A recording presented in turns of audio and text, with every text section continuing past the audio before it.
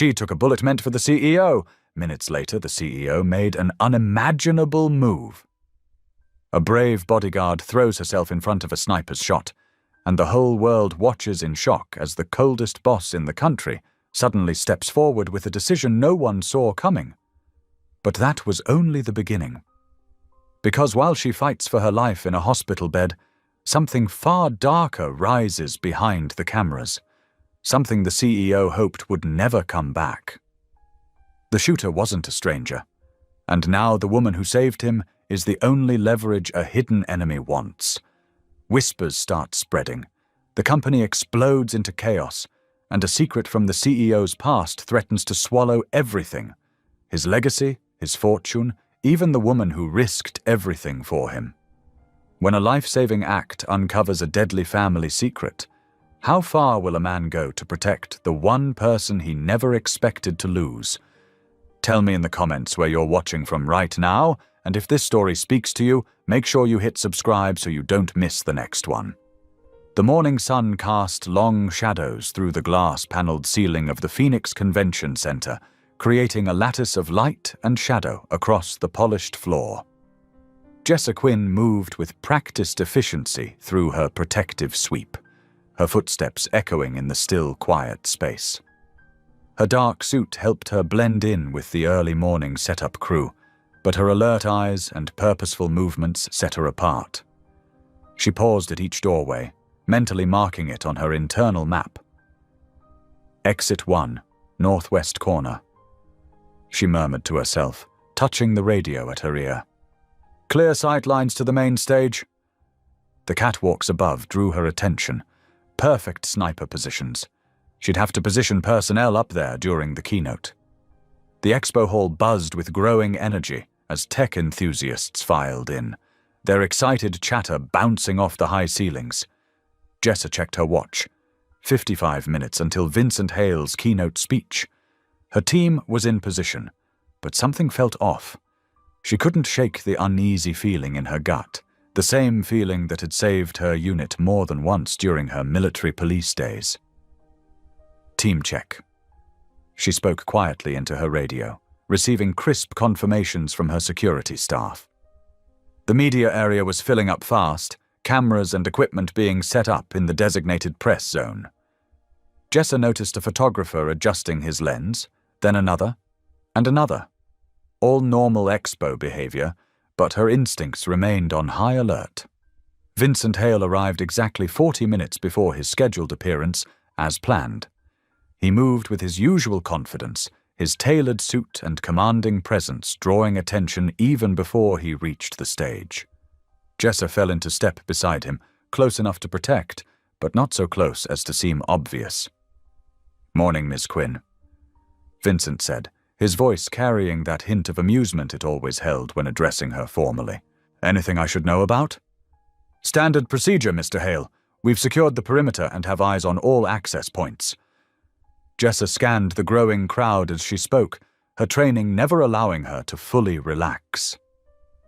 The next 30 minutes passed in a blur of final sound checks and lighting adjustments. Vincent reviewed his notes while Jessa performed one last sweep of the stage area. The crowd had swelled to capacity, phones raised to capture photos of the famous tech mogul. When Vincent took the stage, the applause was immediate and enthusiastic. Camera flashes popped like lightning across the darkened audience. Jessa maintained her position stage left, eyes constantly moving, searching for anything out of place. That's when she saw it, a pinpoint of red light, steady and unwavering, appearing on Vincent's chest as he began to speak. Time seemed to slow down as her training kicked in. The distance to Vincent, the trajectory of the light, the angle from the catwalks, her mind calculated it all in a split second. "Gun!" she shouted, already in motion. Her legs propelled her forward with explosive force, muscles responding to years of conditioning. Vincent had only begun to turn toward her voice when she reached him. The impact of her body against his was forceful, but controlled, designed to move him out of the line of fire. The crack of the rifle shot came a split second later, followed by screams from the audience. Jessa felt the bullet strike her back, just below her left shoulder. The pain was immediate and intense, like being hit with a white-hot hammer. They landed hard, Jessa managing to twist so she took the brunt of the fall. Vincent's eyes were wide with shock as he stared down at her, his hands automatically moving to support her. The chaos around them seemed distant, muffled, as if happening in another world. "Stay! Down!" Jessa managed through gritted teeth, trying to maintain pressure on her wound while still scanning for additional threats. Security teams were already flooding the area, their shouted commands mixing with the panicked sounds of the fleeing crowd. Vincent ignored her order to stay down, instead pulling her closer, his hands now covered in her blood. "Jessa, why would you—" His voice trailed off as his eyes darted to the catwalk where the shot had originated. Through the haze of pain, Jessa saw his face change. The shock and concern were replaced by something else, recognition, followed by a bone-deep pallor that drained the color from his features. He knew the shooter. Paramedics arrived with practiced urgency, their efficient movements a blur of activity around her. As they lifted her onto the stretcher, Jessa fought to stay conscious, her training warring with the pain and blood loss. Vincent stood frozen, his expensive suit stained with her blood, his eyes fixed on the distant catwalk where the sniper had been. "Sir, we need to get you to a secure location," one of her team members urged. But Vincent seemed rooted to the spot. His face had taken on an ashen quality that spoke of more than just shock at the attempt on his life. The last thing Jessa saw before the paramedics whisked her away was Vincent's expression, a mixture of horror, recognition, and something deeper, something that looked almost like guilt. Then the convention center's emergency doors swung shut, leaving behind the chaos of what should have been an ordinary Friday morning. Security personnel flanked Vincent Hale as they rushed him through the maze of backstage corridors. His expensive shoes squeaked against the polished floor, the sound echoing off concrete walls. His hands trembled as he looked down at them, still stained with Jessa's blood. The image of Nathan's face wouldn't leave his mind. His brother, alive, changed, but unmistakably Nathan had tried to kill him. The shock of recognition kept replaying like a broken record. The familiar stance, the way he'd moved in the shadows, and those eyes, those haunted eyes that Vincent had last seen 7 years ago. "Mr. Hale, please, we need to get you settled in the media room," urged Sandra Chen, his head of PR, her heels clicking rapidly beside him. "The press is already swarming, and social media is exploding with footage of the shooting." Vincent barely heard her. They reached the secure media room, a space typically used for press conferences and video announcements. The moment the door closed behind them, chaos erupted. "The stock is already down 12%, shouted Marcus from the financial team, waving his tablet. "We need damage control now." "Legal's concerned about liability," added David Cooper, the company's lead counsel. "The venue's security protocols clearly failed. We need to prepare for—" "Enough!" Vincent's voice cut through the noise. He turned to Sandra, who flinched at the intensity in his eyes. "Where did they take her? Jessa Quinn, where is she?" Sandra consulted her phone. "Banner University Medical Center. She's in emergency surgery. The bullet—" Vincent collapsed into the nearest chair, running his shaking hands through his hair. The guilt crashed over him in waves. Jessa had taken a bullet meant for him, a bullet fired by his own brother. The weight of it felt crushing. "Mr. Hale, we need to focus," Marcus persisted. "The board is demanding a statement. Investors are panicking. We need to—" "Set up the broadcast equipment." Vincent interrupted, his voice quiet but firm. Sandra stepped forward, confusion clear on her face. "Sir, we haven't prepared any statements yet. We should take time to—" "Now." Vincent stood up, a strange calm settling over him. "Set it up now. We're going live."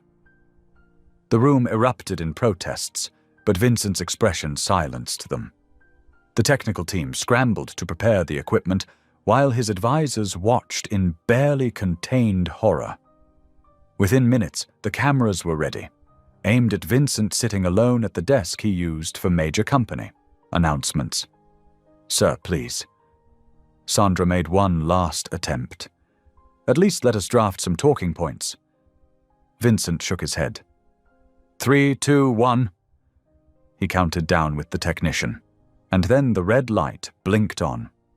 "Good morning," he began, his voice steady despite the tremor in his hands. "As many of you know, there was an attempt on my life this morning at the Phoenix Tech Expo.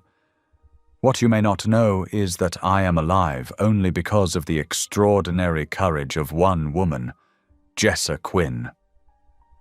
He paused, swallowing hard.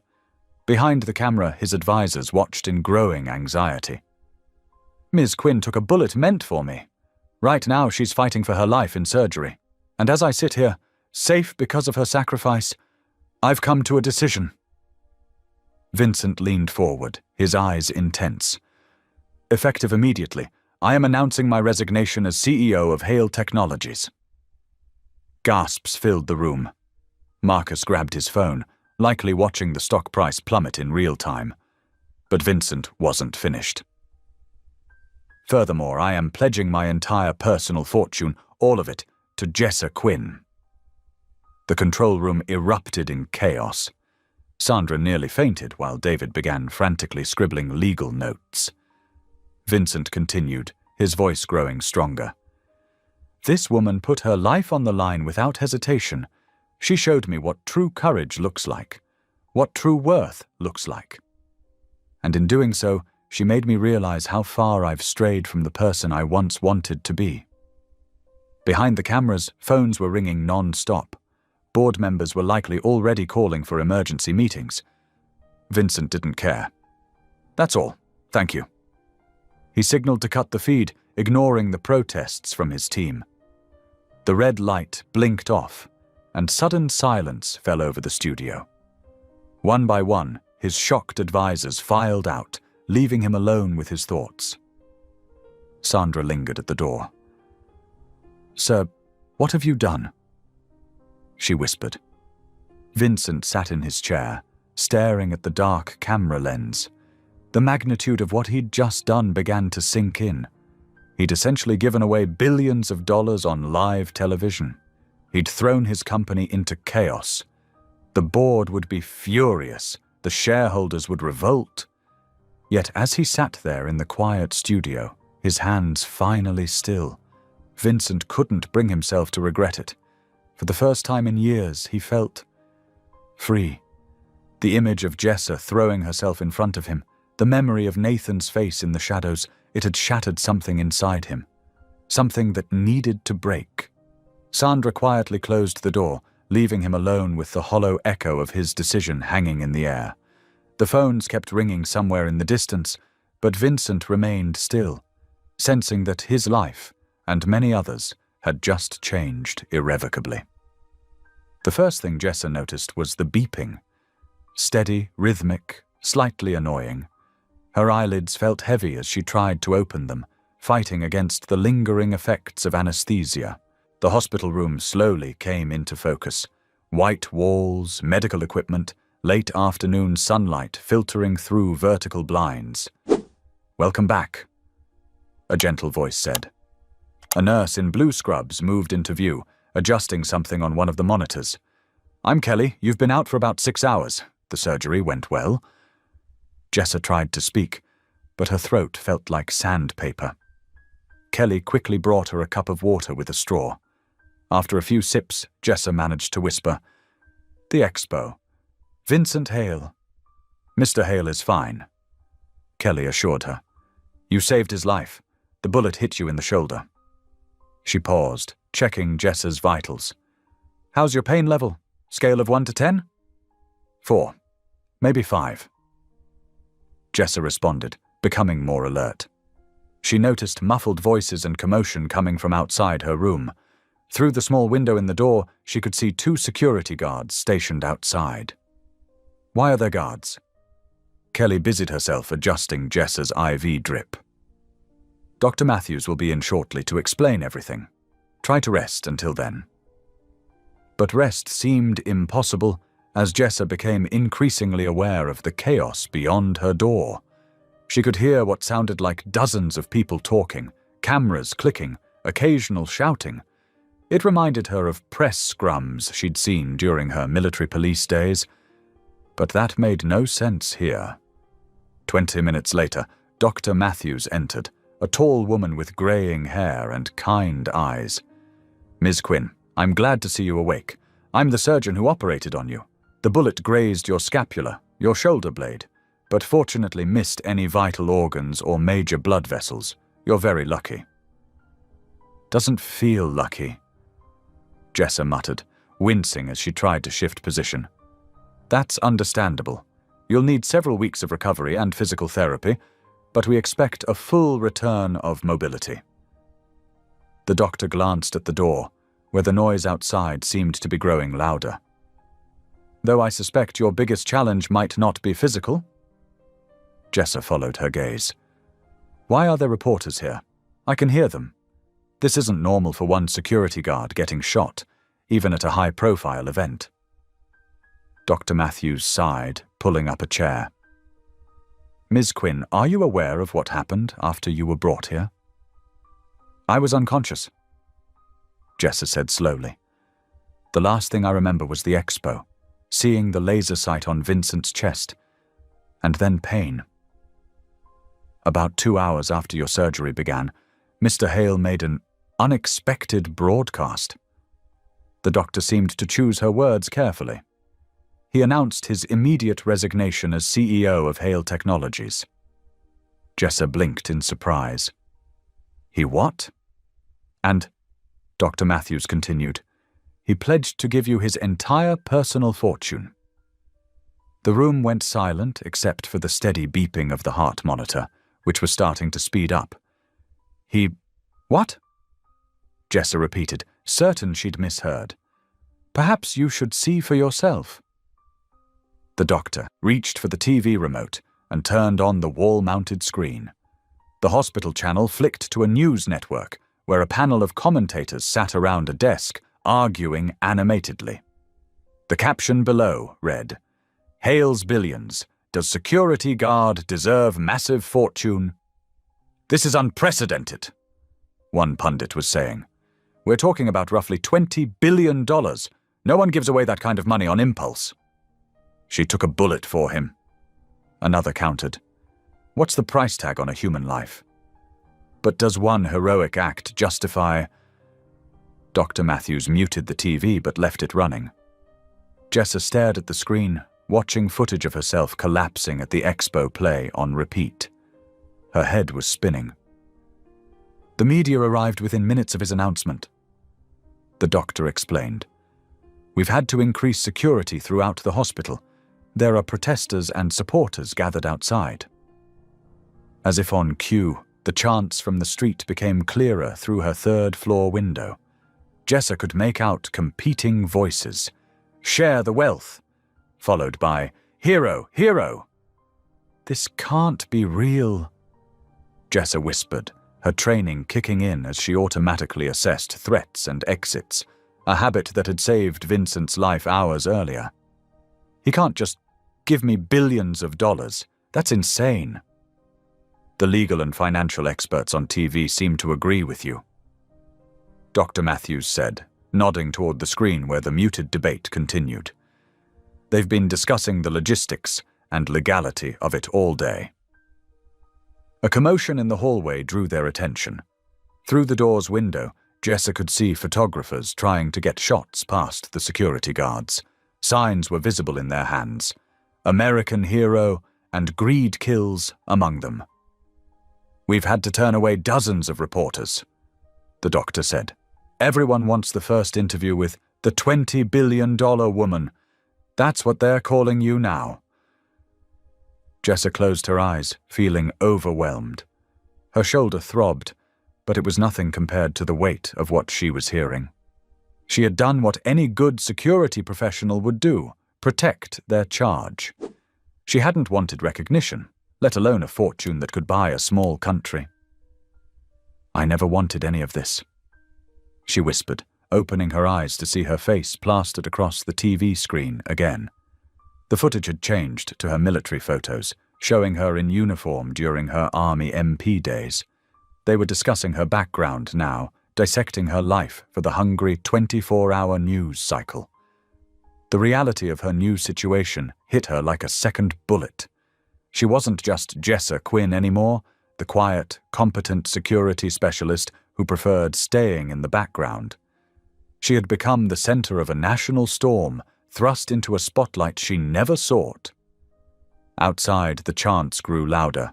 Her heart monitor continued its steady beeping. On the TV, silent figures argued about her worth. And Jessa lay there, trapped between gratitude for being alive and a deep, unsettling knowledge that her life would never be the same. Vincent Hale sat alone in his home office, facing the large monitor mounted on the wall. The evening sun cast long shadows across the room as 15 angry faces stared back at him through the video conference. Each board member's expression ranged from barely contained fury to open disgust. "This is absolutely unprecedented," Gerald Morton, the board's chairman, said through clenched teeth. His face had turned an alarming shade of red. "You can't simply announce the transfer of $20 billion on a whim, Vincent. The shareholders are in an uproar." Vincent remained still, his fingers laced together on his desk. The weight of the day pressed down on his shoulders, but he kept his posture straight, refusing to show weakness. "I made my decision, Gerald." "A decision?" Patricia Reynolds, another board member, practically spat the words. "This isn't like choosing what tie to wear. You've potentially destabilized the entire company. Our stock dropped 12% in 3 hours." The screen showed their faces in neat little boxes, like a digital jury ready to pass judgment. Vincent had sat through countless video conferences before, but never one where he felt so alone, or so certain of his choice. "Have you completely lost your mind?" Thomas Chen leaned closer to his camera. "This security guard, this Jessa Quinn, she was doing her job. That's what we pay her for. You don't owe her your entire fortune." Vincent's jaw tightened. "She took a bullet meant for me. And she'll be well compensated through our standard protocols." Gerald cut in. Insurance, hazard pay, a generous bonus, all reasonable responses. But this is madness. "The press is having a field day," Patricia added, waving a tablet at her camera. "Social media is exploding. Half the world thinks you're a saint, the other half thinks you've gone insane, and our legal team says your announcement was completely unauthorized." Vincent watched as his board members nodded in agreement. These were people he'd worked with for years, people who'd helped build Hale Technologies into what it was today. But right now, they felt like strangers. "The transfer announcement is invalid," Gerald declared. "We'll issue a retraction immediately. Blame it on emotional trauma from the attack. The media will eat that up, and everything can go back to—" "No." Vincent's voice was quiet but firm. "I beg your pardon?" "I said no." Vincent leaned forward. "I won't retract my statement." The board erupted in protests. Multiple voices talked over each other, their faces growing more animated on the screen. Vincent waited until Gerald raised his hand for silence. "Vincent," Gerald said, trying to sound reasonable. "You must understand our position. This isn't just about the money. Though $20 billion is no small matter, this is about stability, leadership, the future of Hale Technologies." "I understand perfectly." Vincent's voice remained calm. "And my decision stands." Patricia's face twisted with anger. "Then you leave us no choice. The board will take legal action to prevent this transfer. We'll challenge your mental competency if necessary." Vincent felt a familiar coldness settle over him, the same detachment he'd cultivated through years of tough business decisions. But this time it was different. This time, he knew he was right. "Do what you have to do," he said simply. "Vincent, for God's sake," Gerald pleaded, "at least tell us why. What's really behind this?" The question hung in the air. Vincent could feel their eyes on him, waiting for an explanation that would make sense of his apparent madness. But how could he explain what he'd seen today? How could he tell them about Nathan? "I have nothing more to say," Vincent replied. He reached for his mouse. "Good evening." "Vincent, don't you dare!"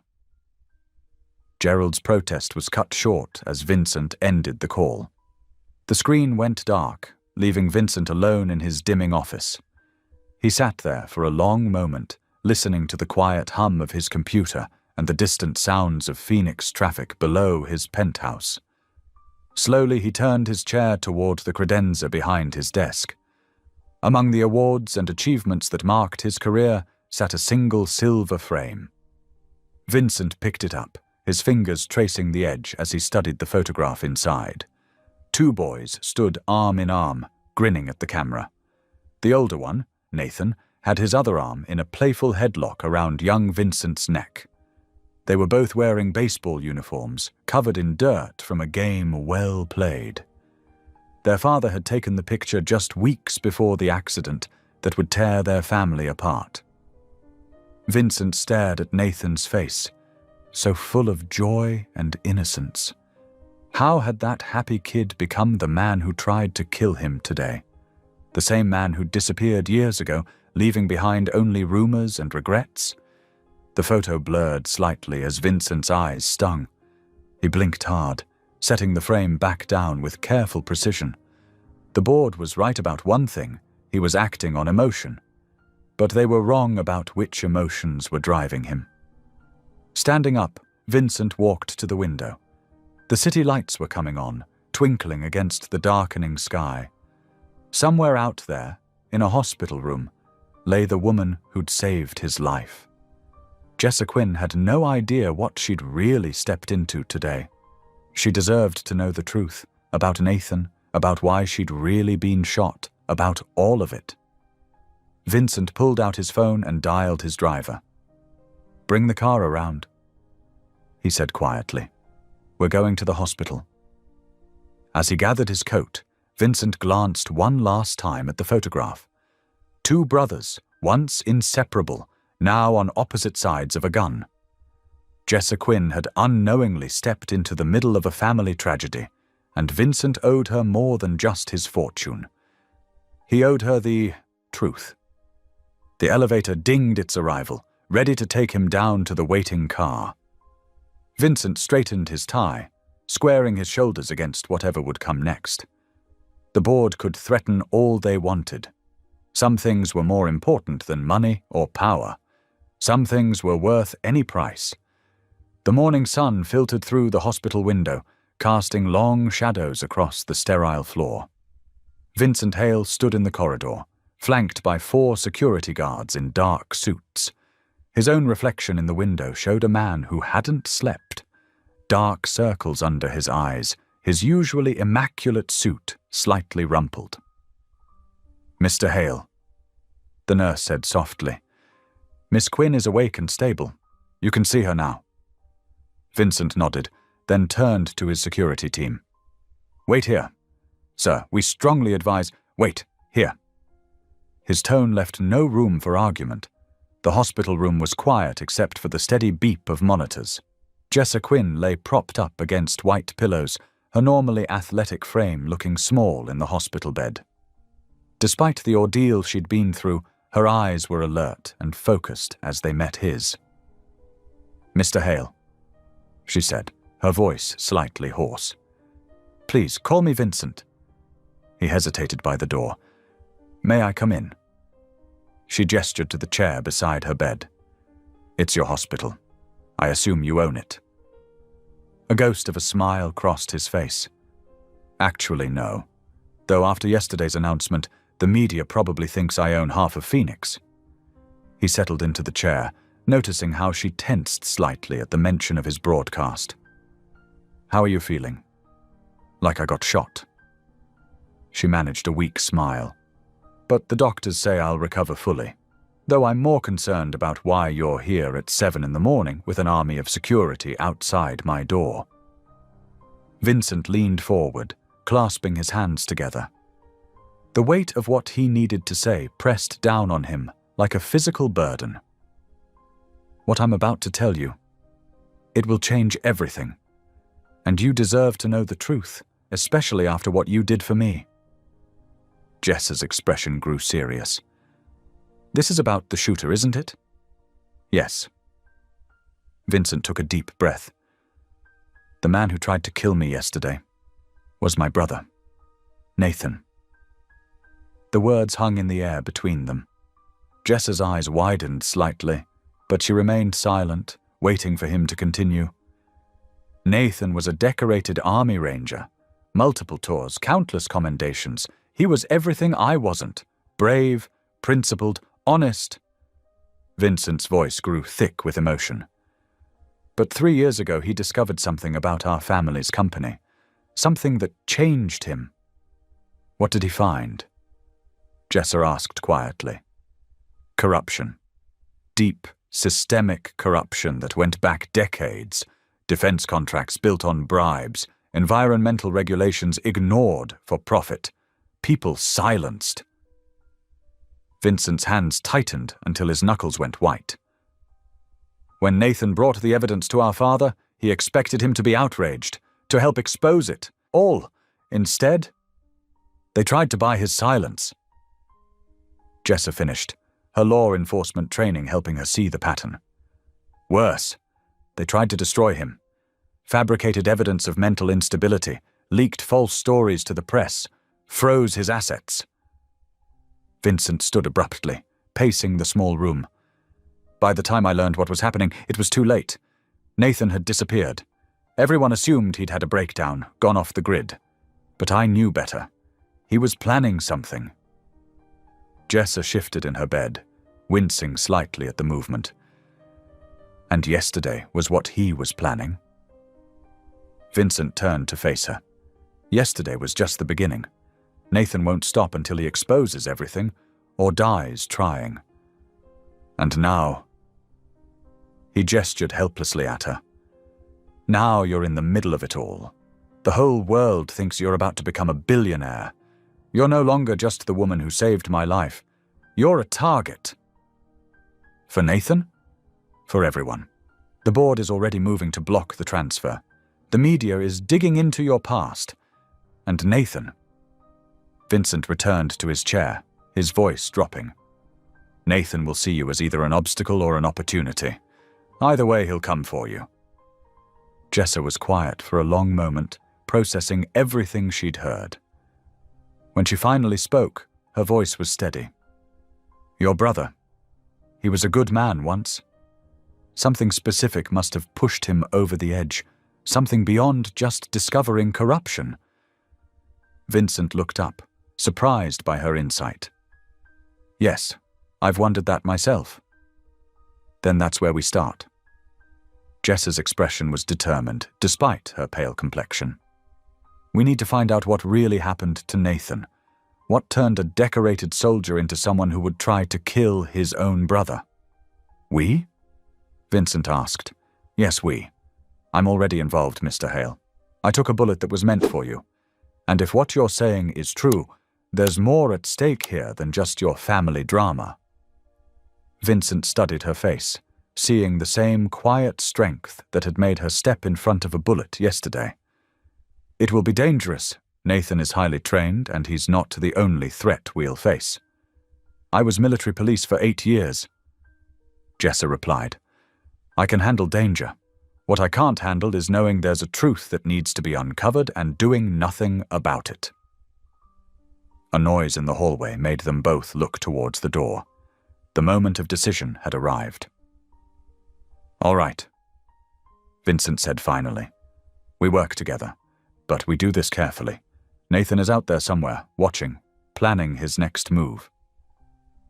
Jessa nodded, her expression grim but resolved. Then let's find out what turned your brother from a hero into a man who shoots at innocent people. Because somewhere in that story is the truth that could stop all this before anyone else gets hurt. The morning sun had climbed higher now, filling the room with light that seemed at odds with the dark conversation that had just taken place. Outside, the world continued to buzz about Vincent's shocking announcement and Jessa's heroic act. But inside this quiet hospital room, two people had just formed an alliance that would lead them into dangers neither of them could fully imagine, all in search of a truth that could either save or destroy them all. The afternoon sun cast long shadows through the hospital room as Dr. Chen reviewed Jessa's discharge papers one final time. Her fingers traced the bandages beneath her hospital gown, the soreness a constant reminder of how close she'd come to death. "The wound is healing well," Dr. Chen said, making notes on her tablet. "But you need to take it easy for at least 2 weeks. No strenuous activity, and change the dressing twice daily." Jessa nodded, already eyeing the fresh clothes that hospital staff had brought in, dark joggers and a loose-fitting sweater that wouldn't irritate her injury. "What about the pain? I'm prescribing medication, but use it sparingly." The doctor handed her a white paper bag. "And remember, just because you can move doesn't mean you should overdo it." A gentle knock interrupted them. Vincent stood in the doorway, his usual crisp suit replaced by more casual attire, though Jessa suspected even his casual clothes cost more than her monthly rent.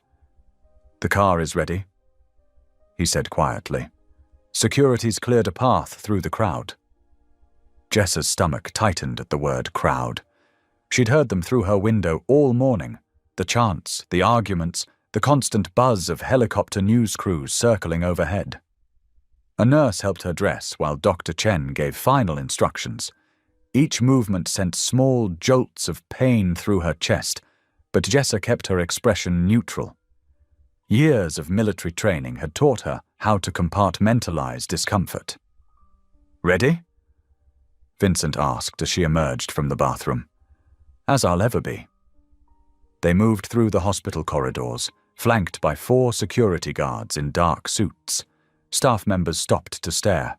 Some smiled encouragingly. Others whispered behind raised hands. Jessa focused on putting one foot in front of the other. The noise hit her first when they reached the lobby, a wall of sound that made her instinctively want to retreat. Through the glass doors, she could see hundreds of people pressed against police barriers. Signs waved above the crowd. "Hero nurse deserves every penny, and corporate greed kills," and "Marry me, Jessa!" "Stay close to me," Vincent murmured. "Don't engage with anyone. Head straight for the black SUV." The doors opened. The roar became deafening. "Miss Quinn, over here!" "Jessa, how does it feel to be a billionaire? What are you going to do with the money?" "Did you plan this with Vincent Hale?" Camera flashes exploded like strobe lights. Microphones thrust toward her face. The security team formed a tight box around them, shoulders touching as they moved through the narrow corridor of police barriers. Jessa kept her eyes forward, trying to ignore the chaos. 20 feet to the car. 15. 10. She could feel her wound protesting each step, but she refused to show weakness. Finally, the SUV door opened. Vincent helped her inside, then slid in beside her. The door thunked shut, muffling the noise instantly. Tinted windows sealed them away from the grasping crowds. As they pulled away from the curb, Jessa let out a shaky breath. "Is it always like this for you?" "Sometimes worse," Vincent replied, his expression grim. "But you'll be safe at the house. I've arranged everything." They wound through downtown Phoenix, and Jessa couldn't help staring at the digital billboards that seemed to mock her at every intersection. Phoenix hero nurse set to inherit billions. Hale Industries stock plummets after CEO's shock announcement. Who is Jessa Quinn? Her own face looked down at her from 30 feet high, a photo probably pulled from her social media. She quickly looked away. The safe house is about 40 minutes outside the city. Vincent explained, pulling out a tablet. We've installed state-of-the-art security systems. Armed guards patrol the perimeter 24/7. No one gets in or out without clearance. Jessa nodded, trying to focus on the practical details instead of the surreal situation. What about communications? Secured satellite phones only. No personal devices allowed. They're too easy to track. He handed her a slim black phone. This connects directly to security and to me. Your family can reach you through a special monitored line. The city gradually gave way to desert landscape. Saguaro cacti stood like sentinels against the darkening sky. Jessa watched the sun sink towards the horizon, painting the clouds in shades of purple and orange. I have Nathan's military records, Vincent said after a long silence. Personnel files, mission reports, psychological evaluations, everything up until he disappeared. We'll go through them tonight. Looking for what exactly? The moment everything changed, there has to be something, some mission or incident that made him vulnerable to whatever he discovered later. Vincent's hands clenched in his lap. The brother I knew wouldn't have become this person without a reason. The SUV turned onto a private road, winding up into the foothills. High walls appeared, topped with razor wire. A heavy gate slid open as they approached. The safe house wasn't what Jessa expected. Instead of a fortress, it was a sprawling, ranch-style home that blended naturally into the desert landscape. But she noticed the subtle signs of security. Cameras disguised as rocks, motion sensors hidden in native plants, reinforced windows that probably cost more than most cars. As they pulled up to the front door, the sun finally disappeared behind the mountains. Security lights clicked on automatically, bathing the property in a soft glow. "Welcome home," Vincent said quietly. "At least for now." Jessa stepped out of the SUV, wincing slightly. The desert air was cooling rapidly, carrying the scent of creosote and sage. In the distance, coyotes began their evening chorus. Vincent led her inside, where more guards stood at attention. The interior was surprisingly comfortable. Leather furniture, southwestern art, a massive stone fireplace. But Jessa knew it was all carefully chosen to create an illusion of normalcy in what was essentially a highly sophisticated panic room. "The files are in the study," Vincent said, gesturing down a hallway. "Once you're settled, we can start going through them. Every page might hold the key to understanding what happened to Nathan and why you ended up with a bullet in your chest." Jessa nodded, squaring her shoulders despite the pain. She hadn't asked for any of this, the fortune, the fame, the danger. But she was here now, and her military training had taught her that sometimes the only way forward was through. The sun's last rays faded from the windows as night settled over the desert. Somewhere out there, Nathan Hale was watching, waiting, planning his next move. And in this fortress in the wilderness, his brother and the woman who'd taken his bullet prepared to uncover the truth that had turned him from hero to hunter. The study's mahogany desk groaned under the weight of scattered files and documents. Vincent had boxes of records stacked on every surface, their contents spilling onto plush leather chairs. The room smelled of old paper and coffee from the pot brewing in the corner. Jessa sat cross-legged on the floor, her back against a bookshelf. She'd changed into comfortable clothes, soft grey sweatpants, and an oversized Navy SEAL t-shirt that belonged to her brother. The fabric was worn thin from years of washing, but it helped her feel centered as she sifted through Nathan Hale's military career. "His service record is impressive," she noted, scanning a commendation. 3 tours in Afghanistan, Silver Star for Valor, Distinguished Service Medal. She looked up at Vincent, who paced near the fireplace. "Your brother was exceptional." Vincent paused, picking up a framed photo from the mantel. "He was. Top of his class at West Point. Could have been a general someday." His fingers traced the edge of the frame, until the court-martial. Jessa reached for another file, this one marked with red classification stamps. "Tell me about that day. What do you remember?" Vincent sank into an armchair, the leather creaking. "The board called an emergency meeting. Said Nathan had gone rogue during a classified operation. That he'd disobeyed direct orders, endangered his team." He shook his head. "It happened so fast. Within 48 hours he was stripped of rank and discharged. And you believed them. I was young, naive." Vincent's voice carried the weight of regret. The board presented evidence, mission logs, witness statements, psychological evaluations claiming PTSD had made him unstable. Jessa spread the court-martial, documents across the floor in chronological order. Her MP training kicked in as she studied dates, signatures, chain of command. Something's not right here. Vincent joined her on the floor, careful not to disturb her organized layout. "What do you see?" "The timeline's wrong." She pointed to several documents. "Look, the psychological evaluation is dated 3 days before the incident it claims triggered Nathan's breakdown. And these witness statements..." She shuffled papers. "They're identical, word for word in places. That never happens with genuine testimony." Vincent leaned closer, brow furrowed. "Could be a clerical error with the dates. One mistake, maybe. But this whole file is full of inconsistencies." Jessa pulled out more papers. The board's emergency meeting was scheduled before the incident supposedly occurred. They were ready to move against Nathan before anything happened. The grandfather clock in the corner struck 11, its deep chimes echoing through the quiet house. Outside, crickets chirped in the desert darkness.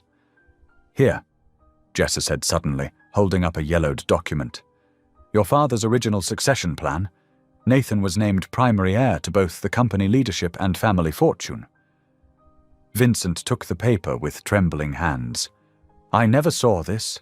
The board told me father changed his mind before he died, that he'd recognized Nathan was too unstable for the responsibility." They lied. Jessa's voice was gentle but firm. "They manufactured that whole court-martial to discredit Nathan and remove him from succession. The question is why?" Vincent stood abruptly, running his hands through his hair. Nathan must have discovered something. Something big enough that the board was willing to destroy his entire career to silence him.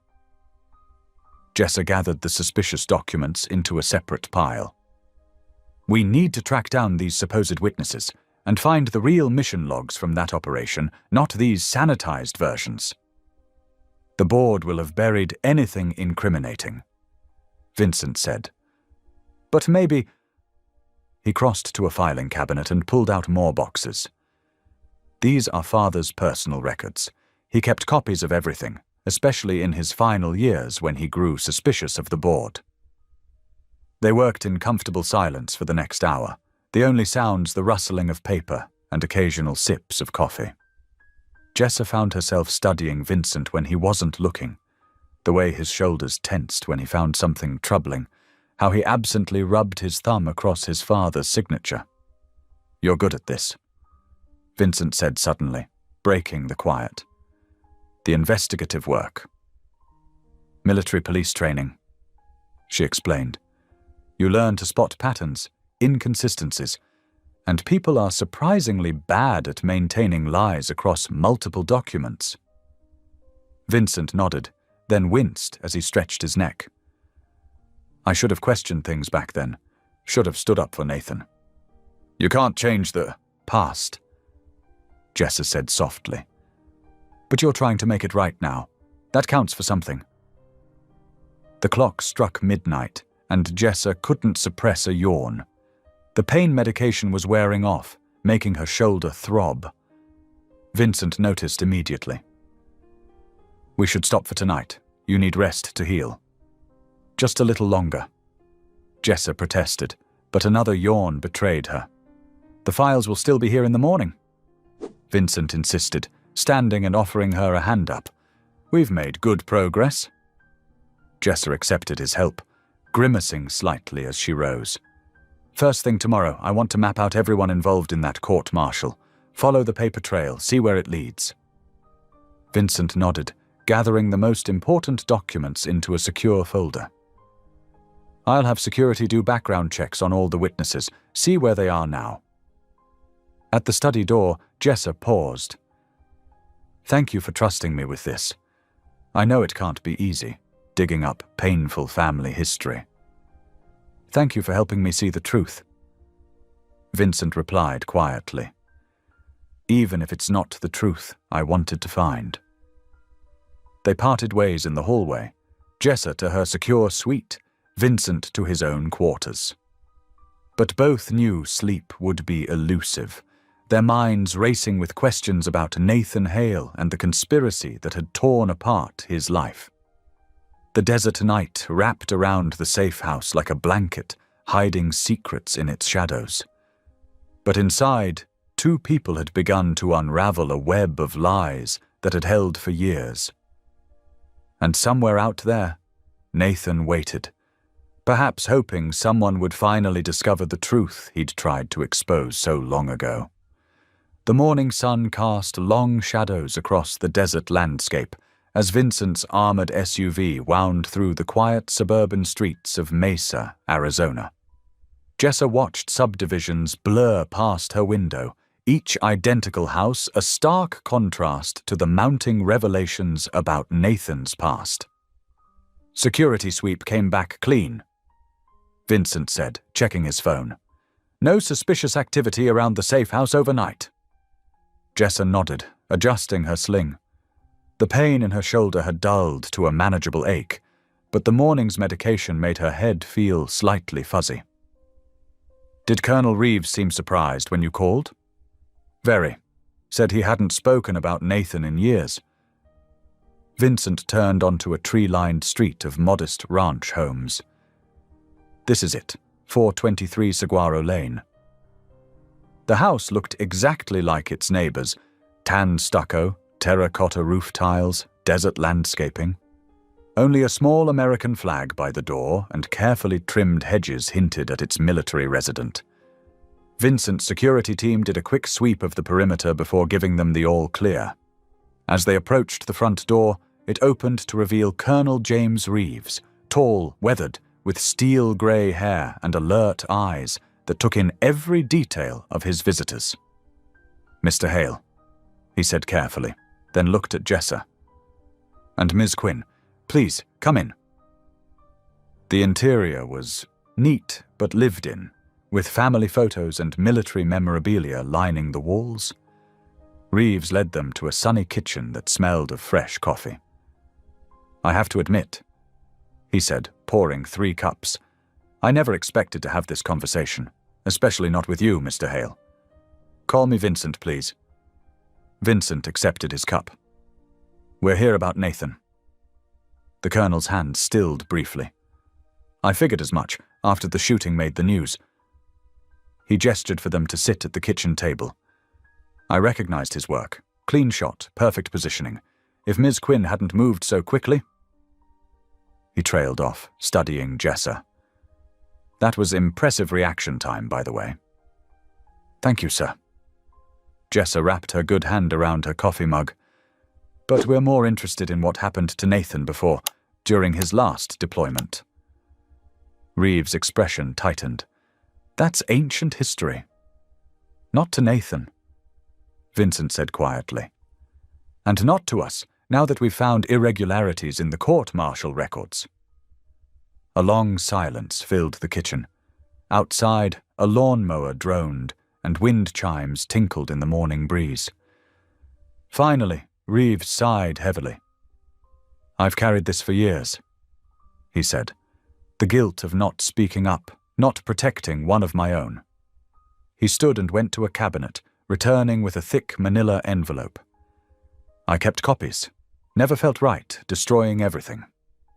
The documents he spread across the table told a damning story.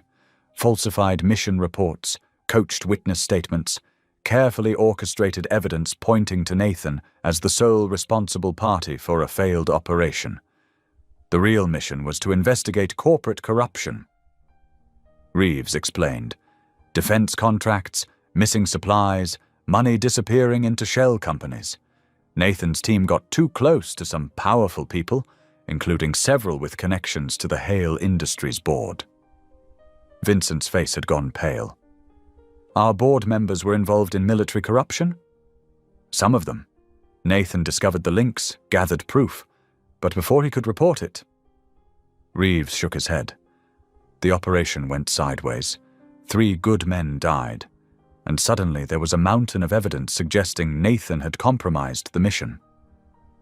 They set him up. Jessa said softly. Completely. Professional job, too. They knew exactly which regulations to cite, which procedures to manipulate. By the time I realized what was happening, the court-martial was already in motion. Reeves stared into his coffee. I tried to help quietly, but they had eyes everywhere.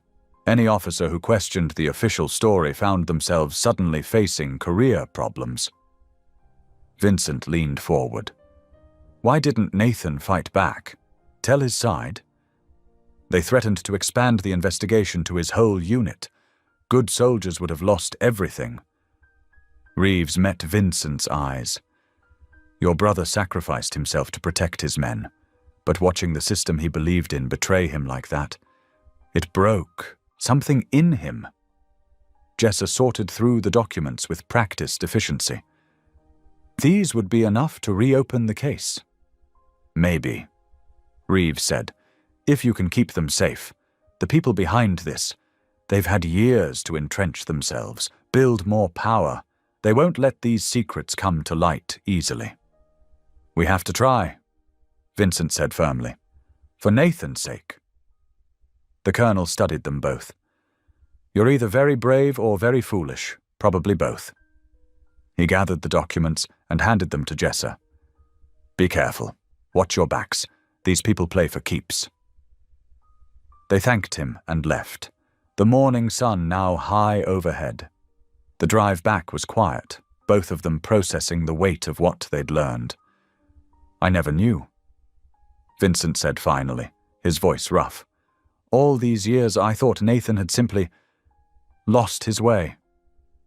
The board used you too, Jessa pointed out. They manipulated everyone to protect themselves, and now they're probably planning to do it again. Vincent's hands tightened on the steering wheel. We need to move carefully with this information. Jessa nodded, looking down at the envelope in her lap. Inside was proof of corruption that stretched from corporate boardrooms to military courts, a web of lies that had destroyed Nathan's life and now threatened to entangle them as well. The safe house appeared ahead, its security features hardly visible in the bright desert day. But as they pulled into the gated drive, both felt the weight of Reeves' warning.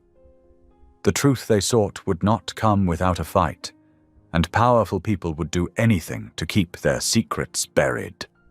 The afternoon sun cast long shadows across the safe house driveway as Vincent and Jessa returned from their meeting with Colonel Reeves. Security personnel opened the gates, and Vincent guided the SUV to a stop, but neither made a move to get out right away. Vincent stared through the windshield, his hand still gripping the steering wheel.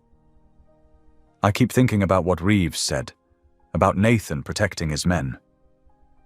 His voice was quiet, almost fragile. All these years I thought I knew who my brother was, who I was.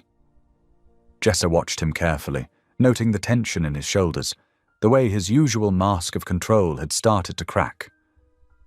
Let's go inside, she suggested gently. We both need some water, and my shoulder could use a break. They made their way into the house, where Jessa sank gratefully onto the living room couch, while Vincent brought them both water. The room felt safer somehow, its thick walls and security systems creating a bubble where truth could finally emerge. Vincent paced the length of the room, his movements restless. You know, when I made that announcement about giving you my fortune, people assumed I'd lost my mind. He gave a hollow laugh. Maybe I did, but sitting here now, knowing what we know... He stopped pacing and turned to face her. Money isn't the answer. It never was. Jessa set her water glass down, carefully. What do you mean? I've been thinking about what real change looks like. Vincent sat down across from her, leaning forward with an intensity she hadn't seen before. Not just throwing money at problems, but creating lasting reform. The kind that prevents people like Nathan from being betrayed by the systems meant to protect them. That's a big goal, Jessa said carefully. It is, but that's what your mother would have wanted, isn't it? Jessa's breath caught. They hadn't discussed her mother before, though Vincent had obviously read her personnel file. Vincent continued, his voice softening. I read about her work. 20 years teaching ethics at the police academy, developing programs to help officers serve with integrity. She believed in changing systems from within. Tears pricked at Jessa's eyes. She did. She always said that real change happens one person at a time, one choice at a time. What if we honored that? Vincent stood again, energy coursing through him. Instead of just transferring wealth, what if we created something meaningful? A national foundation in your mother's name, dedicated to ethics reform and protecting whistleblowers across corporate and military sectors? Jessa stared at him, seeing for the first time the person beneath years of careful control. His eyes were bright with purpose, his usual guarded expression replaced by genuine hope. You're serious about this? She said softly. Completely. Vincent knelt beside her chair, his voice urgent. The money I promised you, it could fund this for generations. Create real oversight, support people who stand up against corruption, provide legal protection for truth-tellers like Nathan. Your mother's values could shape institutions long after we're gone.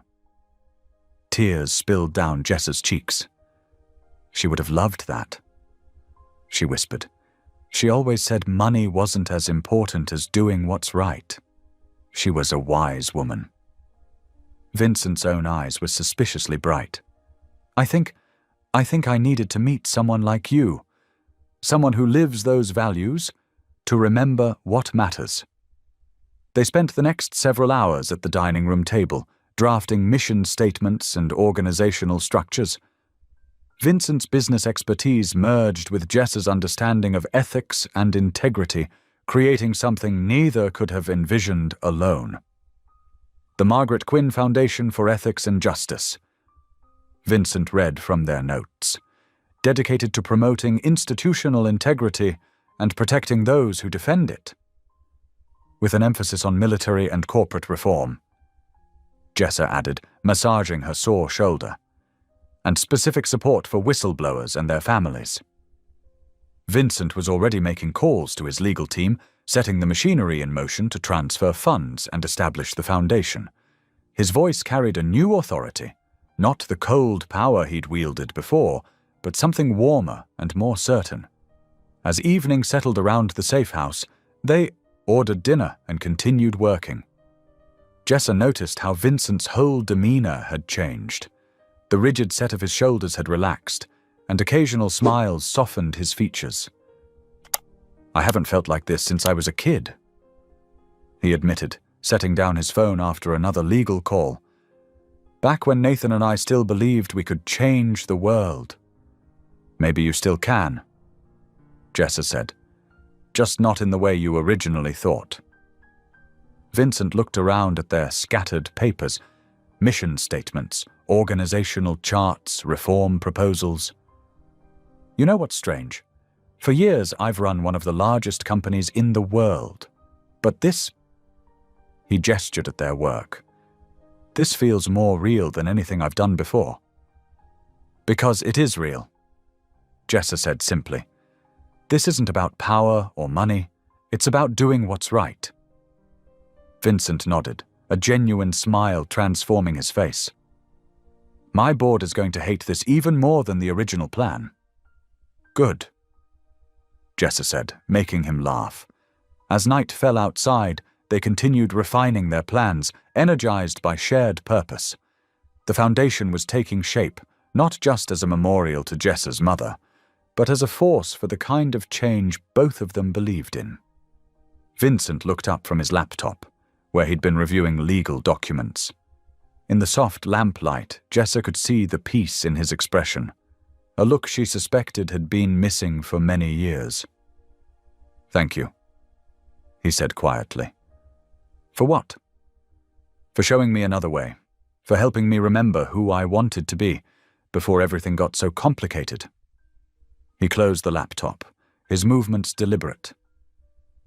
I think this is the first time I've felt hopeful since Nathan and I were children. Jessa smiled, understanding exactly what he meant. In the midst of danger and uncertainty, they had found something worth fighting for, something bigger than themselves. Her mother would have approved. The morning sun cast long shadows across the safe house's manicured lawn. Jessa inhaled deeply, savoring the crisp autumn air. Her shoulder still ached where the bullet had grazed her, but the pain felt distant now, overshadowed by the sense of purpose she and Vincent had discovered the night before. 2 security guards flanked her, their eyes constantly scanning the quiet suburban street. One of them, Mike, checked his radio for the hourly update, while his partner Dave maintained his vigilant watch of the perimeter. Beautiful morning, isn't it? Jessa said, stretching carefully to avoid aggravating her injury. The guards nodded, but remained focused on their duty. She understood their caution. After yesterday's breakthrough with Vincent, they couldn't afford to let their guard down. A white maintenance van rolled slowly down the street, its faded logo barely visible in the morning light. Dave's hand moved instinctively to his weapon, but the van looked ordinary enough. Just another service vehicle in an upscale neighborhood. The van stopped. Everything happened in seconds. The side door slid open with a metallic screech. 3 men in tactical gear emerged, their movements precise and practiced. Mike reached for his radio, but a burst from a silenced weapon caught him in the leg. Dave managed to fire twice before being overwhelmed. Jessa's military training kicked in. She turned to run, but her injured shoulder slowed her crucial half-second. Strong arms grabbed her from behind. She fought back, driving her elbow into her attacker's solar plexus, but another figure appeared with a cloth pressed against her face. The sweet chemical smell made her head spin. No, she tried to say, but her voice wouldn't work. The world tilted sideways. Inside the house, Vincent was reviewing the Foundation documents when he heard the muffled sounds of struggle. He rushed to the window just in time to see the van's doors closing. His security team burst through the front door, weapons drawn, but they were too late. The van accelerated away, leaving only tire marks on the pavement and 2 injured guards. Vincent ran outside, his heart pounding against his ribs. Mike was already calling for backup, his face twisted in pain. Dave lay unconscious but breathing. Vincent's eyes found the dropped radio on the grass, next to scuff marks that told the story of Jessa's struggle. His phone buzzed in his pocket, an unknown number. With trembling fingers, he opened the message. A video began to play. Jessa sat tied to a chair in what looked like an abandoned warehouse. Her head lolled slightly, drugged but conscious. A bruise was forming on her cheek where she'd fought back. The camera panned across her face before a familiar voice spoke off-screen. "Hello, brother." Nathan's voice carried years of bitterness. "Look what I found. Your billion-dollar bodyguard. The woman you'd give everything away for." A hand appeared in frame, roughly lifting Jessa's chin. "If she's worth your billion-dollar confession, come prove it." The video ended. Vincent's knees hit the pavement. The phone slipped from his numb fingers as sirens wailed in the distance. All the hope they'd built, all their plans for change, shattered in moments by his brother's vengeance. "Sir!"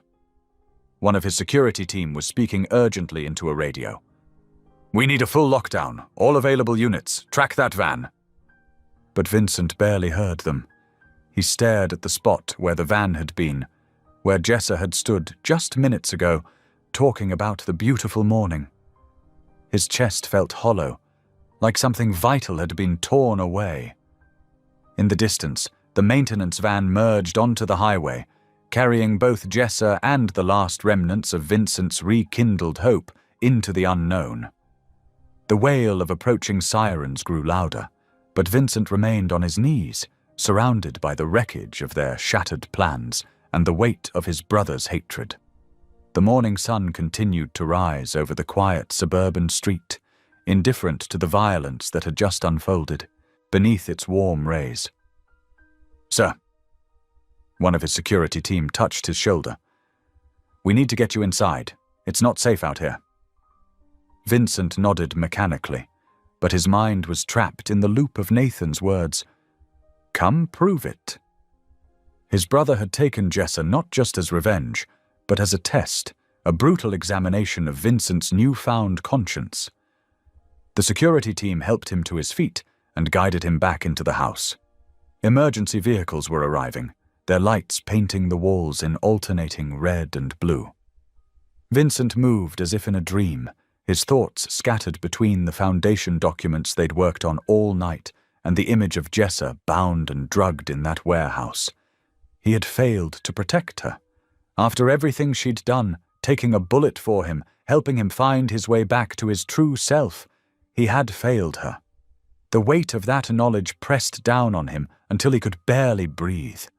The hope that had bloomed so brightly just hours ago lay in pieces around him, scattered like the morning dew under the rising sun. Vincent's hands shook as he dialed the first number. His voice cracked when he spoke to the 911 dispatcher, forcing himself to stay clear and focused, despite the panic clawing at his chest. "This is Vincent Hale. I need to report a kidnapping at 782 Oakwood Drive. The victim is Jessa Quinn."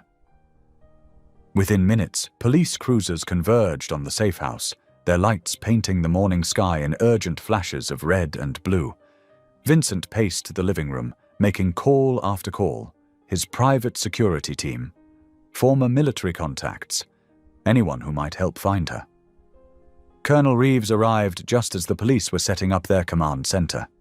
The older man's face was grim as he stepped through the door, his military bearing evident even in civilian clothes. "Tell me everything," Reeves said, cutting straight to the point. Vincent described the attack while police technicians worked to trace the video message. His security team had already pulled footage from their perimeter cameras, showing the maintenance van's approach and the swift, brutal efficiency of the attack. "Nathan's gotten better at tactical operations," Reeves observed, studying the grainy footage. "These weren't amateurs. He's built himself a team."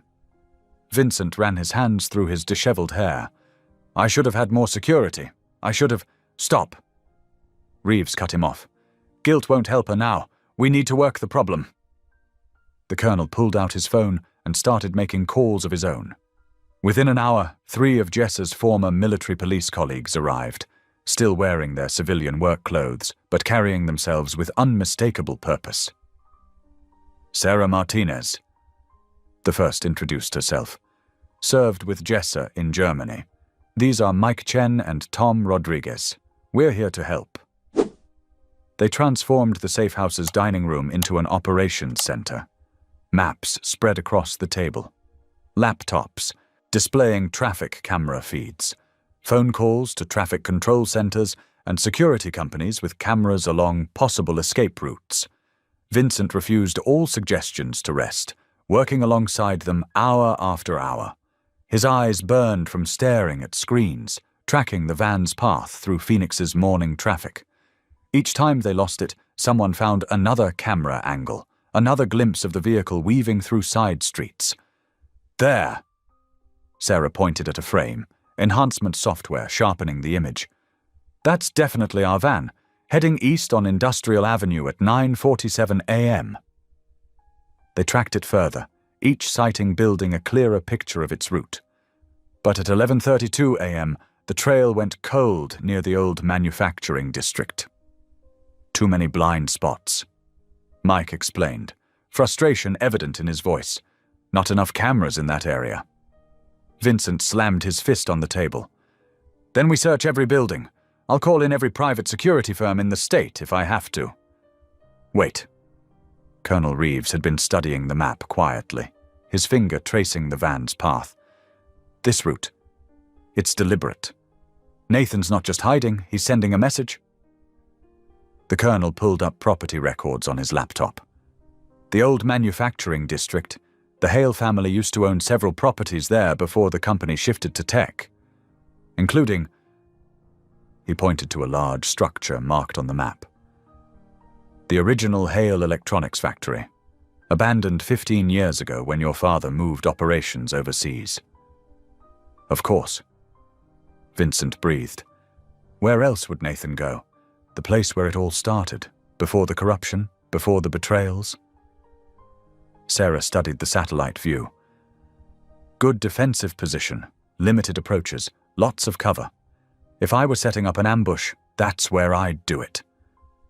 Then that's where we're going, Vincent said, his voice hard with determination. Colonel Reeves held up a hand. Not without a plan. Nathan will be expecting us. He'll have the building rigged, his team positioned. We need to be smart about this. They spent the next 2 hours planning, studying building layouts, and coordinating with local law enforcement. Vincent's security team prepped their gear, while Jessa's MP colleagues outlined tactical approaches. As dusk approached, they gathered in the safe house garage. 2 unmarked vans held their rescue team, a mix of private security, former military, and police tactical units.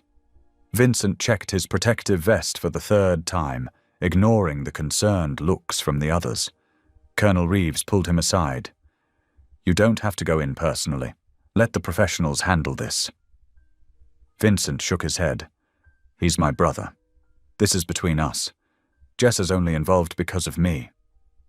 He took a deep breath. I have to face him. The colonel studied him for a long moment, then nodded. Just remember, Nathan isn't the same person you knew. Be prepared for anything. The garage door opened to reveal the purple-orange sky of sunset.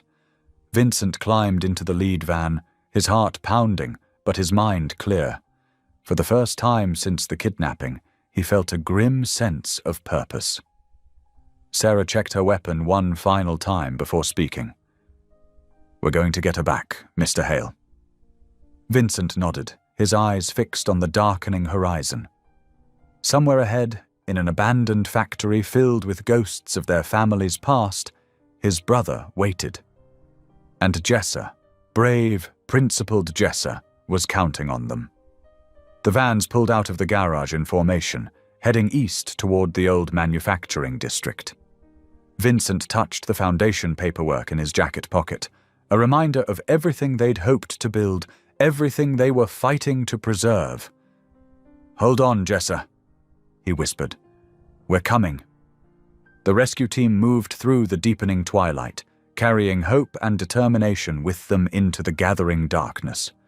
The time for planning was over. The time for action had come. The old Hale Electronics factory loomed against the night sky, a hulking shadow of rust and decay.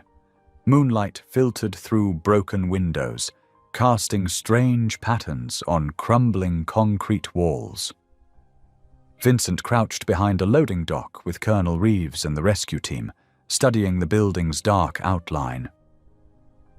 2 guards at the north entrance. Sarah whispered, lowering her night vision binoculars. Another pair walking the perimeter, professional mercenaries, judging by their movements. Vincent nodded, his throat tight. Somewhere in that decaying structure, his brother waited. And Jessa, brave, determined Jessa, was caught between them. The rescue team moved like ghosts through the shadows, neutralizing the exterior guards with swift efficiency. No shots fired, just quick takedowns and zip ties. Vincent's heart hammered against his Kevlar vest as they approached the entrance.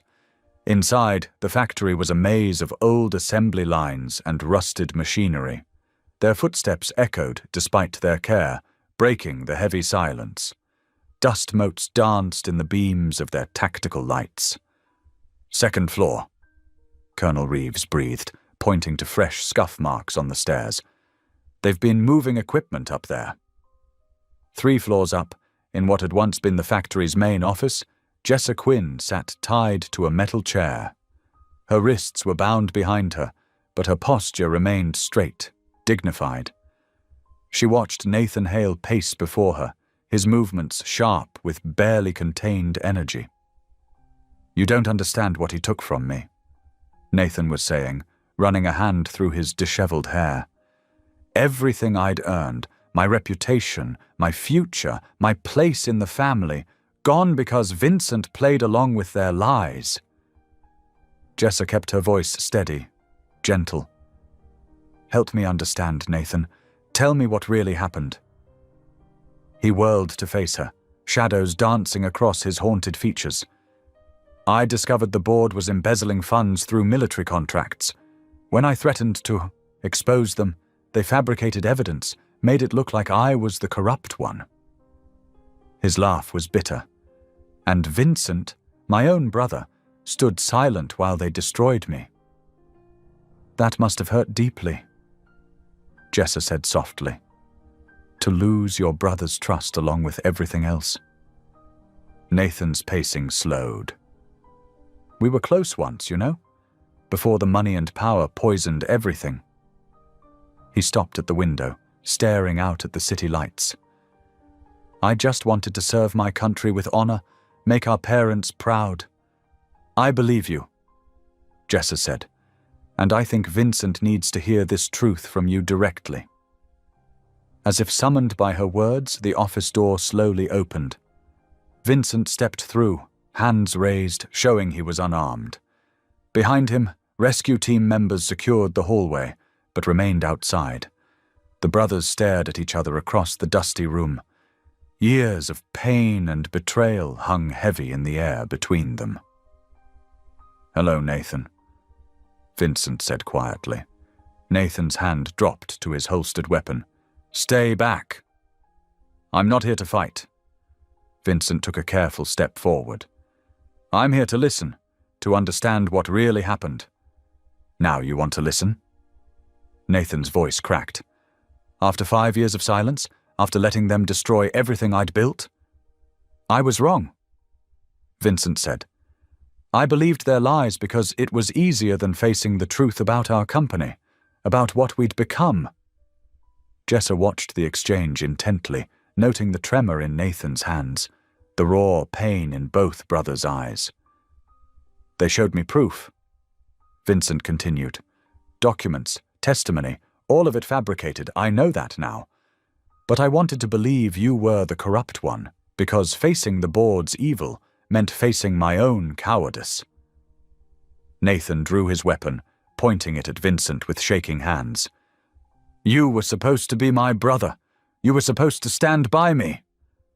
"I know." Vincent's voice broke. "I failed you, Nathan.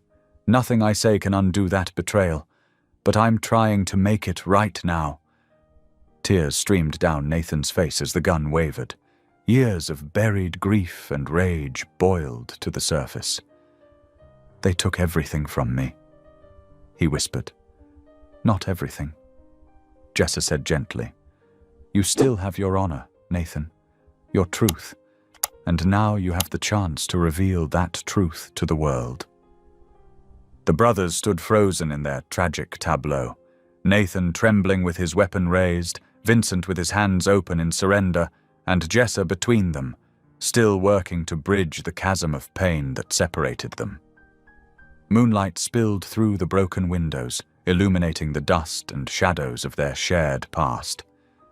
In that moment, the decay of the old factory seemed to mirror the corruption that had torn their family apart.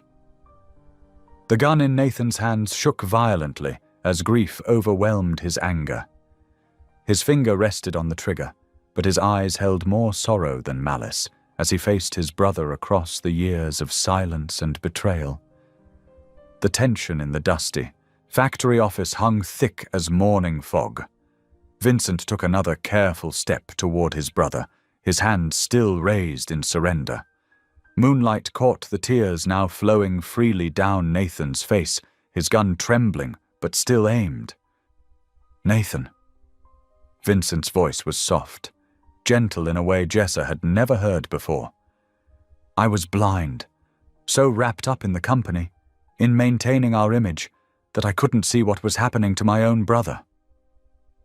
Nathan's jaw clenched, but something flickered in his eyes, a glimpse of the young soldier he'd once been, desperate for his family's understanding. "They showed me documents," Vincent continued, taking another small step. "Bank transfers, mission reports, all pointing to corruption. But I never questioned them, never looked deeper." His voice cracked with emotion. "I chose the easy path, believing you'd changed rather than facing the rot at the heart of our family's legacy." "You were my brother," Nathan whispered, the words raw with pain. "We used to tell each other everything. Remember those nights in the treehouse, planning our futures?" Vincent nodded, tears now streaming down his own face. "I remember. You wanted to serve with honor, like Dad. And I lost sight of what honor meant." Jessa watched the exchange from her chair, her bound hands tight behind her back, but her voice strong and clear. "Nathan, I've spent my career reading people, understanding their hearts, and I see the soldier you truly are, someone who chose right over easy, truth over profit." Nathan's gaze darted to her, the gun lowering slightly. "How can you know that? You don't know what I've done." "I know you could have killed Vincent at the expo," she said softly. "A soldier of your skill, that shot was meant to wound, to draw attention. You wanted the truth exposed, not blood spilled." A sob caught in Nathan's throat. Vincent seized this moment of vulnerability, closing the final distance between them. "I failed you, Nathan. As a brother, as a man, as the leader I was supposed to be. But I'm here now, asking for a chance to make it right." "The board," Nathan choked out. "They're still in power, still corrupting everything they touch." "Not anymore," Vincent promised. "Together we can expose them. Your evidence, my platform, we can finally bring the truth to light." The gun lowered another inch. "They'll fight back. They'll try to destroy us both." "Let them try," Vincent said firmly. "I'm done hiding from their corruption, done betraying my family for their profit." Jessa leaned forward in her chair, her voice gentle but urgent. "Nathan, I see the weight you've carried alone all these years, the pain of having your honor questioned, your truth buried. But look at your brother now. Really look at him. He's choosing you, choosing truth. Be the soldier I know you are, the one who stands for what's right, no matter the cost." Something broke in Nathan's expression. The gun clattered to the floor as his knees gave out. Vincent rushed forward, catching his brother before he could fall. The two men collapsed together, years of pain and grief pouring out in racking sobs. "I'm sorry," Vincent repeated, holding his brother tight. "I'm so sorry." The door burst open as police tactical units flooded in, weapons raised. But they lowered them quickly at the scene before them, the Hale brothers on their knees, clinging to each other like drowning men finding shore. Colonel Reeves stepped in, his face soft with understanding. He gestured to the medics waiting in the hall. "Let's get them both checked out." As medical personnel surrounded the brothers, others moved to free Jessa from her restraints. The rope burns on her wrists stung as circulation returned, but she barely noticed. Her eyes were fixed on Vincent and Nathan, seeing healing begin where there had been only wounds. Vincent looked up as she stood, his face tear-streaked but peaceful. He crossed to her in 3 quick strides and pulled her into a careful embrace, mindful of her still healing gunshot wound. "Thank you," he whispered against her hair, "for seeing the truth, for helping me find my brother again." Jessa leaned into his embrace, feeling the last of the tension leave her body. Around them, tactical teams secured the scene, medics tended to Nathan, and Colonel Reeves coordinated with local police. But in that moment, wrapped in Vincent's arms, Jessa felt only relief, not just for her own safety, but for the broken family beginning to mend before her eyes. "Sometimes," she murmured, "the bravest thing we can do is admit when we've been wrong and try to make it right." Vincent's arms tightened around her slightly. Through the broken windows, the first light of dawn began to paint the sky in shades of hope. The fluorescent lights of the Phoenix Police Department's interview room buzzed quietly overhead as dawn broke outside. Jessa sat in a cushioned chair, a fresh bandage visible beneath her collar where medics had checked her wound. Her hands wrapped around a paper cup of lukewarm coffee as Detective Sarah Martinez recorded her statement. "Take your time, Ms. Quinn," Detective Martinez said, her voice gentle. "Just walk us through what happened at the factory." Jessa's voice remained steady, though fatigue edged her words. "Nathan was hurting, but he never intended to harm me. He needed someone to listen, to understand the depth of what had been done to him." Across the hall, through the window, she could see Vincent in another interview room. He hadn't moved more than 20 feet from her since they'd arrived at the precinct 3 hours ago. Dark circles shadowed his eyes, but his posture remained alert, protective. "And you believe his claims about the corporate manipulation?" Detective Martinez asked, pen hovering over her notepad. "I do." Jessa nodded. "Colonel Reeves corroborated the timeline. The evidence we uncovered shows years of systematic corruption within the Hale Board of Directors. In the next room, 2 federal agents in crisp suits had joined Vincent's interview. Their presence signaled the gravity of his allegations against the board. Through the glass, Jessa watched him pull documents from his briefcase, copies of the evidence they'd gathered at the safe house. Dr. Helen Chen, the precinct's consulting psychiatrist, entered with a thick folder. "I've completed my initial evaluation of Nathan Hale," she announced to the small group of investigators gathering in the hallway.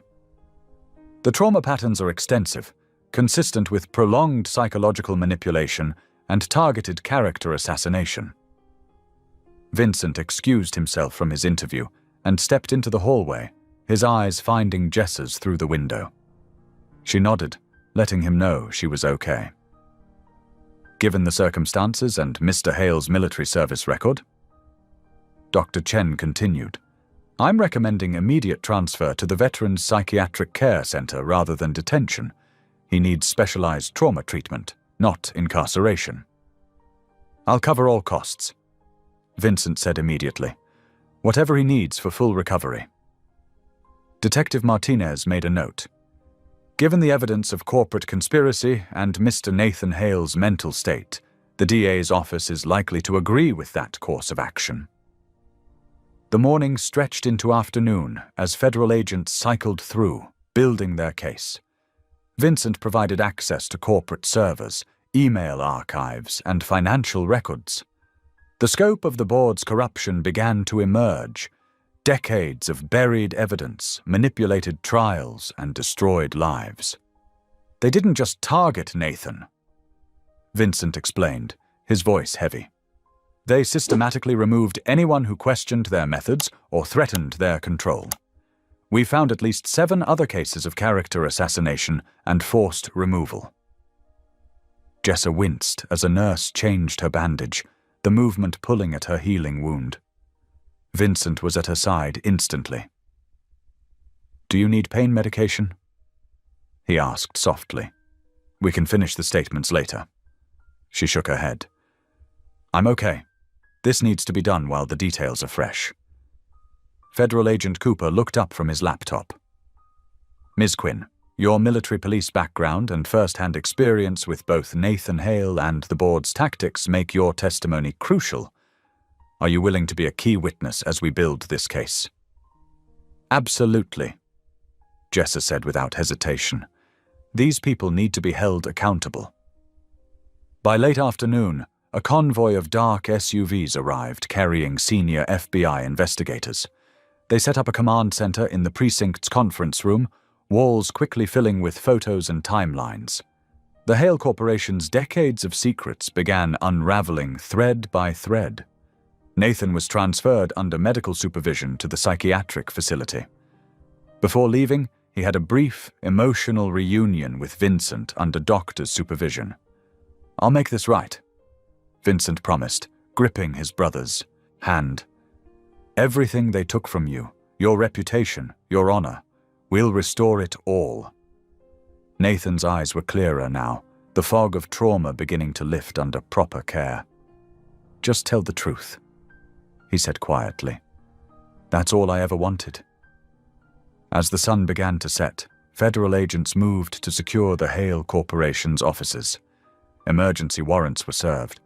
Board members' phones began ringing as their assets were frozen.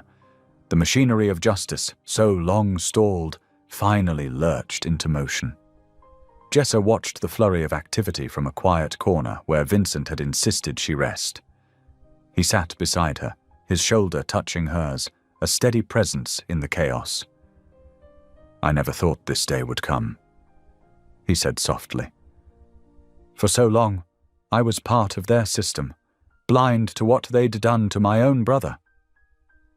"You chose to see the truth when it mattered most," Jessa replied. "That's what counts." Agent Cooper approached with fresh coffee for them both. "We're going to need you both to stay in protective custody until the board members are apprehended. Some of them have already attempted to flee the country." "Whatever you need." Vincent nodded. "But we stay together. Ms. Quinn's safety remains my priority." "Agreed," Cooper said. "We've arranged a secure location. Dr. Chen has also requested Ms. Quinn receive a full medical evaluation given the stress of the kidnapping." The precinct hummed with purpose as night fell. Federal teams coordinated raids across 3 states. Corporate records were seized. Whistleblowers, emboldened by the investigation, began calling in with new evidence. Detective Martinez updated them one final time before they left for the safe house. "Nathan's settling in well at the treatment center. The doctors are optimistic about his recovery now that the truth is known, and the DA has officially opened a formal inquiry into the entire Hale Corporation." Jessa felt Vincent relax slightly beside her at the news about his brother. His hand found hers, squeezing gently. "Ready to go?" he asked softly. She nodded, standing carefully. Her body ached from the events of the past 24 hours, but her spirit felt lighter. Justice, so long delayed, was finally beginning. As they walked out under heavy security, the night sky was clear and star-filled above Phoenix. Federal agents moved purposefully around them, coordinating the next phase of investigations. The Hale Corporation's facade of respectability was crumbling, and in its place, truth was emerging into the light. The morning sun filtered through the hospital-grade windows of the treatment facility's visiting room. A week had passed since the dramatic events at the factory, giving everyone time to heal, both physically and emotionally. Jessa sat across from Nathan Hale, noting how different he looked in just 7 days of proper care. The wild desperation had faded from his eyes, replaced by a quiet awareness. "I don't deserve your forgiveness," Nathan said softly, his hands clasped tightly in his lap. "After what I did to you? But you have it anyway," Jessa replied with gentle firmness. "My mother always taught me that forgiveness isn't about what people deserve. It's about breaking cycles of pain." Nathan's shoulders relaxed slightly at her words. "The doctors say I'm making progress. Understanding what was done to me doesn't excuse my actions, but it helps explain them. That's why we're launching the foundation," Jessa explained. To help others who've been victims of systemic abuse and corruption. To give them voices and resources before they reach breaking points. Across town, Vincent was experiencing his own transformation. In the Hale Corporation's main conference room, he stood before the newly appointed interim board members, his posture straight and purposeful. "My resignation as Chief Executive Officer will take effect in 30 days, he announced clearly. This isn't a retreat or an admission of wrongdoing. This is about choosing a new direction, one that honors truth and service above profit. The interim board members, carefully vetted professionals with records of ethical leadership, nodded in understanding. The federal investigation had revealed the depth of the previous board's corruption, leading to multiple arrests and asset seizures. Later that afternoon, Jessa and Vincent met at the downtown office space being renovated for the Jessa Quinn Foundation for Underserved Youth. Sunlight streamed through the floor-to-ceiling windows, illuminating the fresh paint and new furnishings. The contractor says we'll be ready for tomorrow's opening ceremony, Vincent said, reviewing the checklist on his tablet. The media response has been overwhelming, in a good way this time. Jessa ran her hand along a newly installed desk. It still feels surreal. A month ago I was just doing my job. Now you're changing lives. Vincent finished softly, starting with mine. They toured the space together, reviewing the different areas, counseling rooms for youth mentorship, educational spaces for job training, meeting rooms for support groups. Each element had been carefully planned to serve communities often overlooked by traditional charitable organizations. The initial funding is secure, Vincent explained as they walked. $5 billion in an irrevocable trust with strict oversight to prevent any manipulation. The foundation will be able to operate independently and expand its services nationwide. Jessa paused by a wall where workers were installing the foundation's mission statement in elegant lettering. Empowering youth through truth, service, and second chances. My mother would have loved this, she said quietly. She always believed in the power of giving people hope and tools to rebuild their lives. Vincent touched her shoulder gently. She raised an extraordinary daughter, one who showed me what real courage and compassion look like. The afternoon stretched into evening as they finalized details for the opening ceremony. Community leaders had rallied behind the foundation's mission, offering partnerships and support. Local youth organizations were already referring potential program participants. The first group of mentors completed their training today, Jessa reported, reviewing messages on her phone, including several veterans who understand trauma and recovery firsthand. Vincent nodded approvingly. And Nathan's doctors think he might be able to contribute to the program eventually, once his treatment progresses further. His experience could help others avoid similar paths. As night fell over Phoenix, they stood together at the windows overlooking the city lights. The foundation space hummed with purpose and possibility. "Are you nervous about tomorrow?" Vincent asked. Jessa considered the question. Not nervous exactly. More ready. Ready to turn everything that happened into something meaningful. The media will be intense, he warned. They're still fascinated by the story. The security officer who took a bullet for a billionaire and ended up launching a revolutionary foundation. She smiled slightly. Let them be fascinated. As long as it brings attention to the mission, I can handle the spotlight. The cleaning crew arrived to make final preparations for the morning's ceremony. Jessa and Vincent gathered their belongings, both feeling the weight and hope of the moment. Get some rest, Vincent advised as they headed to their respective vehicles, each still accompanied by security teams. Tomorrow we start changing lives. Jessa nodded, touching the foundation's logo newly emblazoned on the wall, a rising sun breaking through clouds. Tomorrow we start making things right. Back at her temporary residence, Jessa reviewed her speech for the opening ceremony one final time. The words flowed from her heart, shaped by everything she'd learned about pain, forgiveness, and the possibility of redemption.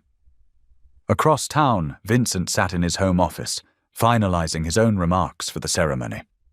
His phone buzzed with a message from Nathan's doctors. His brother had made it through another good day of therapy and sent his support for the Foundation's launch. The night settled over Phoenix, wrapping the city in quiet anticipation.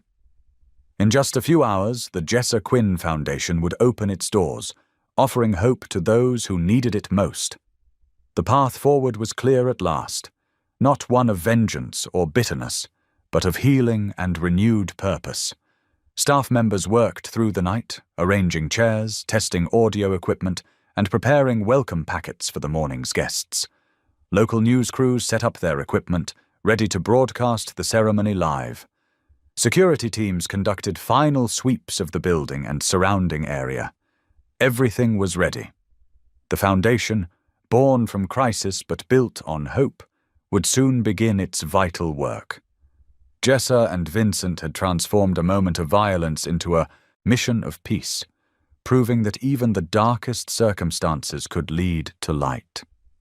The morning sun painted Phoenix in golden light as crowds gathered outside the newly established Jessa Quinn Foundation. The pristine building stood as a beacon of hope against the crisp blue sky. Security personnel directed an eclectic mix of attendees, silver-haired veterans wearing their service pins with pride, teenagers from local youth programs, distinguished civic leaders in formal attire, and news crews setting up their equipment. Inside the main hall, Jessa stood quietly before a large portrait of her mother. The photograph captured her mother's warm smile and kind eyes, the same values that had guided Jessa's own life of service. She reached out and touched the frame gently, remembering all the lessons about courage and compassion that had led to this moment. "Your mother would be incredibly proud," Vincent said softly, approaching from behind. He looked different now, his once rigid corporate demeanor replaced by something more genuine and approachable. "Thank you," Jessa replied, smoothing her blazer. "For everything." The ceremony space filled quickly. Senior citizens chatted with young volunteers, while veteran support groups mingled with community leaders. Media cameras whirred quietly in the background, capturing the historic moment.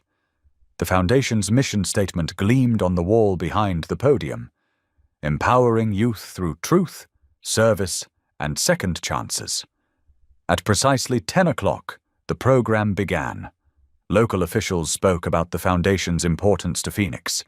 Youth representatives shared their hopes for the programs ahead. Veterans talked about healing through service.